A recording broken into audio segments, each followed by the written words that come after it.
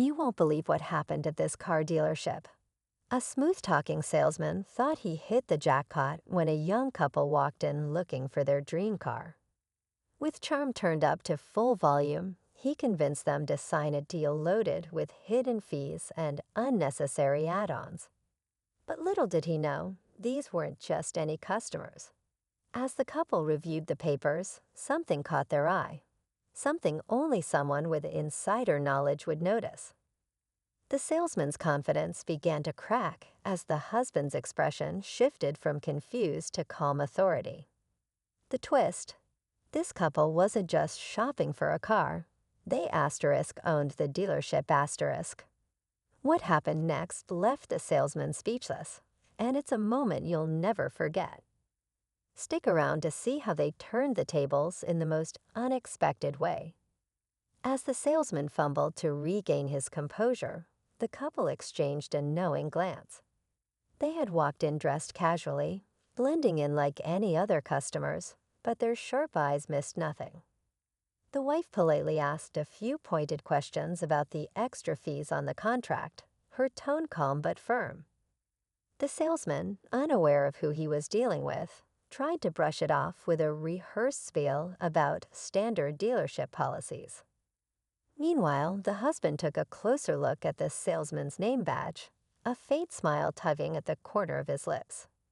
This wasn't just about buying a car anymore. This was about uncovering a problem right under their noses. Who else had been tricked like this? The salesman's confidence faltered further as the couple's questions became harder to dodge. It was only a matter of time before the truth came out. The salesman, feeling the pressure, leaned in with a nervous laugh. "Look, folks, these fees are standard for all our customers. I can maybe cut you a small discount, but this is the best deal you're going to find." He thought he still had control, but the couple wasn't backing down. The wife asked to see a detailed breakdown of the fees, her steady tone contrasting with the salesman's growing unease. As he fumbled for excuses, the husband casually mentioned how familiar some of the dealership's policies seemed. "Funny thing," he said, flipping through the contract. "They almost remind me of something I'd approve myself." The salesman froze, his expression briefly shifting to confusion, then dread. At the same time, a junior employee nearby overheard the conversation and suddenly looked worried. Was this the day everything would unravel? The salesman's smile faded completely as the husband closed the contract and placed it firmly on the desk. "You know," he said, his voice calm but commanding, "we've been hearing some interesting stories about how deals are made around here. Care to explain these extra charges?" The wife folded her arms, her gaze steady, while the junior employee shuffled nervously in the background. The salesman stammered, trying to find his footing. Well, I'm sure it's just a misunderstanding. Let me talk to my manager and—" But the husband interrupted, his tone sharper now. "No need. I'm the one who signs off on all the policies here. You've been scamming customers, and it ends today." The room fell silent. The salesman's face turned pale as he realized the truth. The couple weren't just any customers. They were his bosses. The salesman's breath hitched as the husband's words sank in. His bosses. The weight of his actions seemed to crash down all at once. But before he could respond, the wife calmly slid a folder across the desk.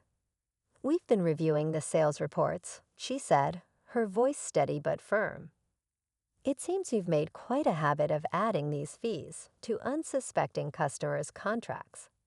Care to explain?" Before he could stammer out an excuse, the door to the office opened. The junior employee who had been eavesdropping stepped in, looking nervous but determined. "I need to say something," they blurted. "This isn't the first time this has happened. He's been teaching others to do it, too." The husband's expression darkened, and the salesman's panic deepened. This wasn't just about him anymore. It was a bigger problem than anyone realized. The room grew tense as the junior employee's words hung in the air. The salesman's face turned crimson, and he tried to backtrack. "This is all just a misunderstanding. I was only following company practices." He stammered, his voice cracking. The husband stood, his presence commanding. "Company practices. That's interesting because we set the policies here, and I don't recall approving scams." His tone sharpened as he turned to the junior employee. "Thank you for speaking up. Your honesty will not go unnoticed." Just when it seemed the salesman's fate was sealed, the wife pulled out a second folder. "And this," she said, sliding it toward him, "is a list of every customer you overcharged. We've already contacted them to issue refunds. You might want to prepare for some conversations, not just with us, but with the authorities." The salesman's jaw dropped. He glanced between the couple, realizing there was no escape. As he opened his mouth to plead, the junior employee interrupted. "One more thing," they said, hesitating. "He's been pocketing cash deposits, too." The couple exchanged a look, and the husband's expression softened, but only slightly. "You've left us no choice," he said. "You're fired. Security will escort you out, and the police will handle the rest." As the salesman was led away, the wife turned to the junior employee. "We'll need your help to clean up this mess and rebuild trust with our customers." The employee nodded, relief washing over their face. But just as the couple started to breathe easier, the husband's phone buzzed. He glanced at the screen, and his expression shifted. "You're not going to believe this," he said, showing his wife the message. It was a notice of another issue, this time involving someone higher up in their organization. The storm wasn't over yet. The husband stared at the phone for a moment before shaking his head. "One step at a time," he said, slipping it back into his pocket.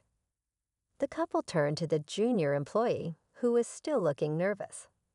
"You've done the right thing," the wife reassured them. "Honesty like yours is what we need to fix this place." Over the next few weeks, the dealership underwent major changes. The couple met with every employee, ensuring that the culture of trust and fairness was restored. Customers who had been overcharged received refunds and heartfelt apologies, earning back the goodwill of the community. As they locked up the office one evening, the wife smiled. "This place feels like ours again," she said. The husband nodded. "And now we know who we can trust." The lessons were clear. Integrity always wins.